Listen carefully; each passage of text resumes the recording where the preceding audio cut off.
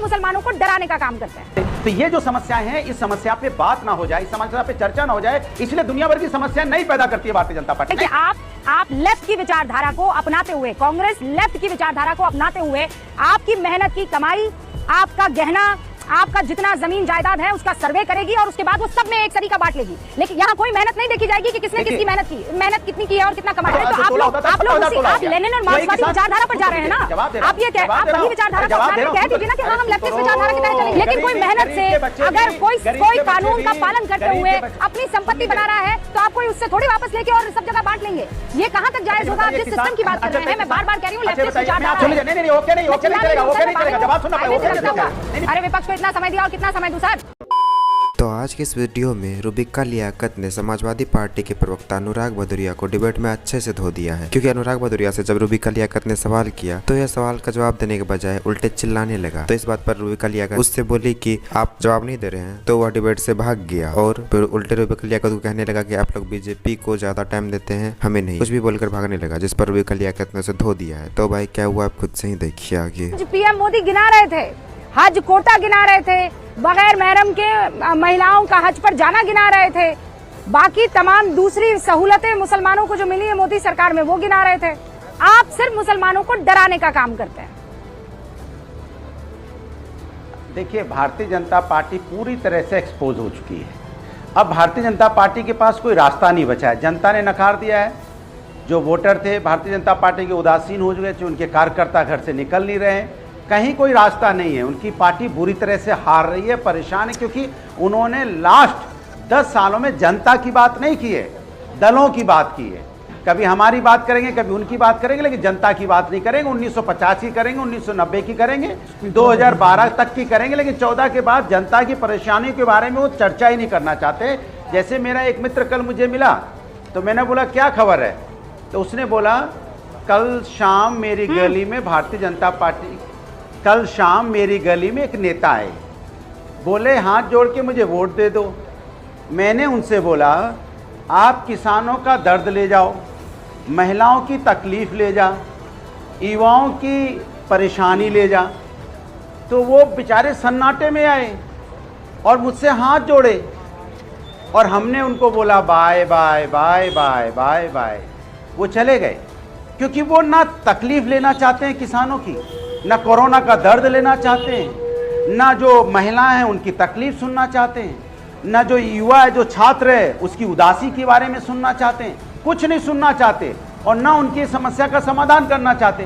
तो ये जो समस्याएं हैं, इस समस्या पे बात ना हो जाए, इस समस्या पे चर्चा ना हो जाए, इसलिए दुनिया भर की समस्याएं नहीं पैदा करती है भारतीय जनता पार्टी, नई समस्या पैदा कर रही है। क्योंकि वो समस्या इसलिए पैदा कर रही है कि मूल मुद्दों पे जनता का ध्यान नहीं रहे, लेकिन जनता इस बार बहुत समझदार है। जनता आप कह रहे हैं ये मूल मुद्दा है। हाँ। वो ये कह रहे हैं कि आप लोगों का मूल मुद्दा ये है कि आप लेफ्ट की विचारधारा को अपनाते हुए, कांग्रेस लेफ्ट की विचारधारा को अपनाते हुए आपकी मेहनत की कमाई, आपका गहना, आपका जितना जमीन जायदाद है उसका सर्वे करेगी और उसके बाद वो सब में एक सरी का बांट लेगी। लेकिन यहाँ कोई मेहनत नहीं देखी जाएगी कि किसने किसकी मेहनत कितनी की है और कितना कमाया। मुझे इस पर जवाब दीजिए ना, जो आरोप आप पर वो लगा रहे हैं, क्या ये होगा? जवाब दे रहा हूँ। इस देश, सुनिए, किसानों की इनकम दुगनी करने की बात की थी, नहीं हुई ना। अब हमारी सरकार आएगी तो होगा। 1% लोगों के पास में देश की 40% संपत्ति है। क्यों है भाई? और लास्ट 10 सालों में धन्ना सेठों की 280% संपत्तियां बढ़ी। क्यों बढ़ी भाई? किसान की इनकम दोगुनी नहीं हो सकती, किसान की अपनी लागत का मूल्य नहीं मिलेगा। किसान अगर गेहूं पैदा करता है तो उसको गेहूं का दाम नहीं मिलेगा, एमएसपी की गारंटी नहीं मिलेगी। लेकिन वही किसान अगर सोना खरीदने जाएगा तो 35,000 जो तोला होता था 70,000 तोला हो गया। आप लेनिन और मार्क्सवादी विचारधारा पर जा रहे हैं ना। जवाब दे रहा हूं, आप ये आप वही विचारधारा कह दीजिए ना कि हाँ हम लेफ्टिस्ट विचारधारा के तहत चलेंगे। सुन लीजिए, अरे मेरी बात सुन लीजिए। मैंने कहा किसान की उनकी लागत का, गेहूं पैदा करता है, अनाज पैदा करता है, चावल पैदा करता है, उसका लागत नहीं मिलेगा।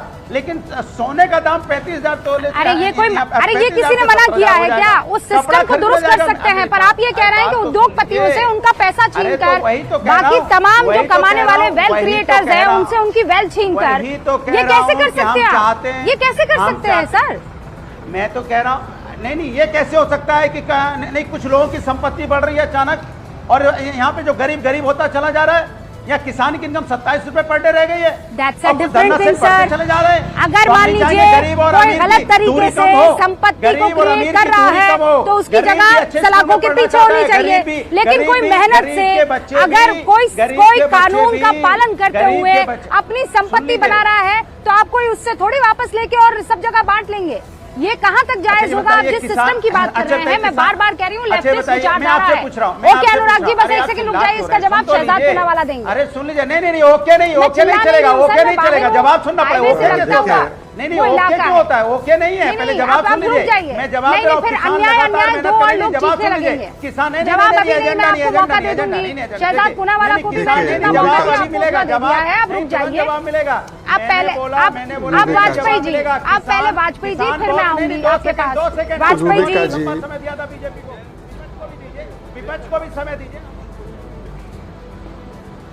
अरे विपक्ष को इतना समय दिया और कितना समय दूं सर?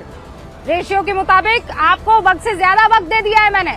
लेकिन शहजाद पूनावाला पहले 30 सेकंड में संक्षेप में ये जो कह रहे हैं उसका जवाब दीजिए और उसके बाद मैं अपने दो और मेहमानों का रुख करूं। रूबिका जी देखिए, इन्होंने महिलाओं की बात की, तो यही महिलाओं का अधिकार छीनने की तो बात कांग्रेस का मैनिफेस्टो कर रहा है, ये कहकर कि हम लोग पर्सनल लॉ अर्थात शरिया अर्थात 3 तलाक को वापस लागू करेंगे। संदेश खाली पर भी चुप रहे और नेहा के हत्यारे फयाज को भी सेकुलर संरक्षण कैसे दिया जा रहा है कर्नाटका में, हम देख ही रहे हैं ना। कौन गया उनसे मिलने? नड्डा जी गए, सीबीआई की मांग की, इन्होंने क्या किया? लव अफेयर बताकर उसको गायब कर दिया। और मैं इनसे पूछना चाहता हूँ, ये कर्नाटका के मुख्यमंत्री का स्टेटमेंट है, ये प्रकाशित स्टेटमेंट है, I will give the wealth of the nation to Muslims. ये किस प्रकार की राजनीति है? और ये समाजवादी पार्टी क्या बोलेगी? इन्होंने तो 2012 के मैनिफेस्टो में रूबिका जी लिखा था कि आतंकी एक धर्म के होंगे तो छोड़ देंगे, फिर छोड़ना शुरू किया था, हाई कोर्ट ने रोक लगाई थी। याद है वाराणसी ब्लास्ट के अपराधियों को छोड़ने का प्रयास किया था अखिलेश जी ने, और हाई कोर्ट ने कहा था कि कल पद्मश्री भी दे देंगे क्या इनको? तो ये वो लोग हैं जो वोट बैंक की राजनीति में आतंकियों के भी समर्थन में उतर जाते हैं। देखिए मैं पूछ रहा हूँ मणिपुर की बेटी के बारे में चिंता नहीं है क्या? मणिपुर की अपनी हमारी बेटियां नहीं है क्या? बीएचयू की बेटियां हमारी बेटियां नहीं थी क्या? ये पहलवान महिला जो देश का गौरव बढ़ा रही थी, उनको रोड पे घसीटा गया, उसके बारे में तो सबके मुंह में दही जम गया था क्या? वो बेटी देश की नहीं थी क्या? हाथरस की बेटी देश की बेटी नहीं थी क्या? उन्नाव की बेटी देश की बेटी थी क्या? ममता भंडारी कांड कहां हुआ? आप महिलाओं के बारे में कुछ बोलोगे नहीं?